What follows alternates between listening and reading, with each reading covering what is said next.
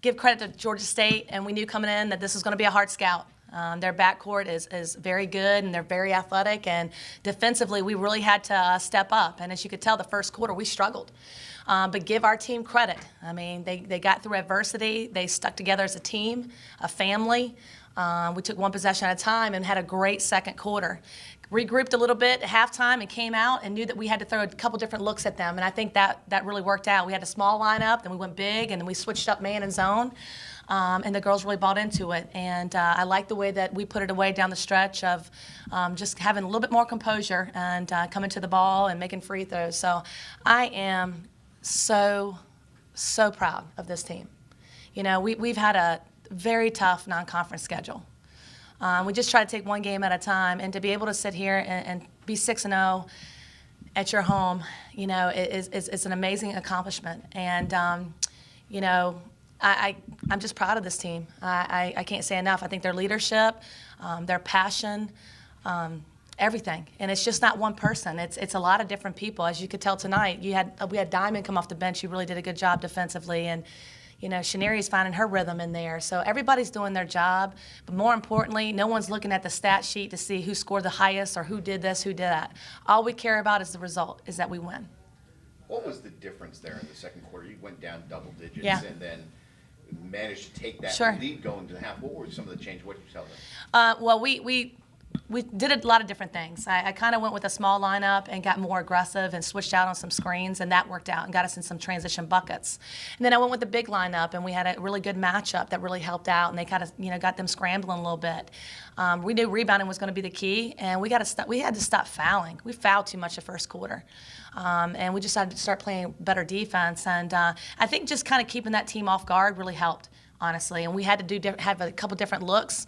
You can't stay in one thing the entire game because we knew that they're very athletic. So if we could get them off balance a little bit, we felt like we'd be more successful, and it worked out in our favor. When you have 3 players with 2 fouls at the end of the first quarter, how do you kind of manage that with them on the field a little bit more?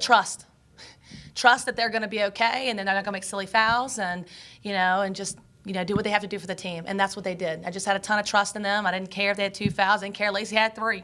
It's just you just kind of find a way, and that's what I kept saying. And I kept saying, just don't get frustrated. I mean, we've got to make sure that we stay level-headed. We can't be too high, can't be too low. Be in the moment. The moment is important, whatever it is, defense, getting a rebound, setting a screen, or offensive tacking. I mean, just working things out. Does it speak to the discipline a little bit that there were so many fouls in that first quarter, but you still managed to keep everybody on the court and nobody foul out? Great question, and yes, absolutely. To be able to sit there and say, we're not playing our best basketball, we're in foul trouble, but let's take a deep breath. Let's not get deeper in the hole. And I think that that's what we did. We kind of regrouped, and it came down to leadership, to be honest with you. It came down to it wasn't me, it was them talking out, hey, we got to be smarter, we got to move our feet.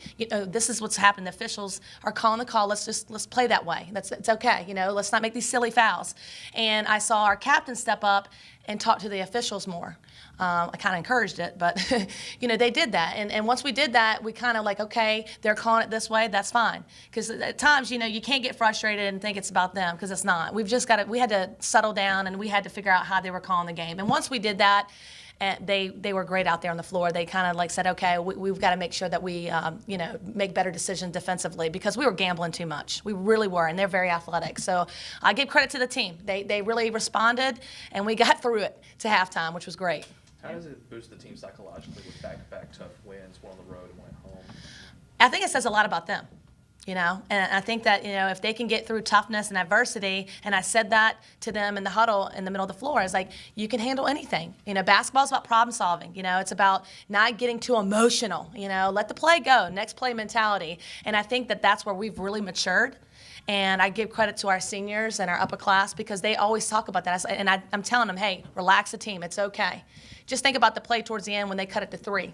And I said, hey, I could have called timeout, right? But I had trust for them to execute, and we went down. We ran a play for Chineri Bell. We went right inside to her, just like we did at Wofford, and she scored. Now we're back up 5, and now we're getting stops, and then we're going ahead again. So, they're buying in, and, they're making big plays right now on both ends of the floor. But it's not just one person, and I think that's what's so scary about our team, is that we're not relying on 1 or 2 or 3 people. Everybody's starting to do their job, and we're starting to get a lot of great things out of a lot of people. It seemed like early on they were winning a lot of the rebounding battles Yeah. inside. And then Jenny really stepped up. She had double Right. today, and some other players started stepping up. What happened in that stretch that the rebounds finally started coming your way? Well, we kind of adjusted some things within the matchup zone and even when we played man, and we just tried to do a better job of keeping them in front so we could get a better, situation with our feet to block them out. They're very aggressive and physical.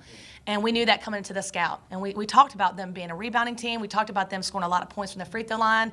If you foul, that's what that's their game, And we also talked about them attacking the basket, that we needed to take a couple charges. And I think that was big, too, that we had a couple charges. And that always boosts our team up when that happens. And then the defense down the stretch, I think you held them about 330 there, Yeah. scoreless. Like you said, you got into a close game. What does it mean to see the defense step up like that? And It means shut things down? everything. Defense and rebounding wins championships. That's the truth. And we had one of our players say that today, and it's true. And it's great that they're talking about that because we couldn't let them get second and third opportunities on us. We said one and done. Let's have a contested shot, one and done, and let's block them out. But I think that was an area in the last 2 weeks that we've been really focused on in practice. And you, any one of you, and I've seen a few of you at my practice, that's what we talked about. We said no baby drill, and no baby meant we got to be better at rebounding. And so they took pride in that, and I think we really matured as a team. We got better tonight. Georgia State made us better because we responded. And we got better through adversity, and we fixed ourselves, and we understood that rebounding is definitely the key. Two parts, kind of. Final question about The zone, you knew they were going to throw some, just how unselfish your team was in that zone. And then at the end, just talk about where you are right now. You've just ended your non-conference, 7-4. Did you expect to be in this situation? Oh, yeah. Yeah. I believe in them from the day one. And I'm just proud of them that they bought in and they got better every day. So I'm so excited for them. They wanted to finish strong, and I told them that. We get a chance to finish strong at home, and we knew that we were going to have to earn this. So, I'm speechless in a way that I can say that I'm very proud of who they are and who they've become because they really are taking pride in so many things. And this is a very unselfish team.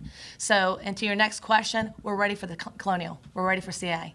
I feel like this non-conference schedule has prepared us for conference. And I am very excited to play our first conference game in 9 days.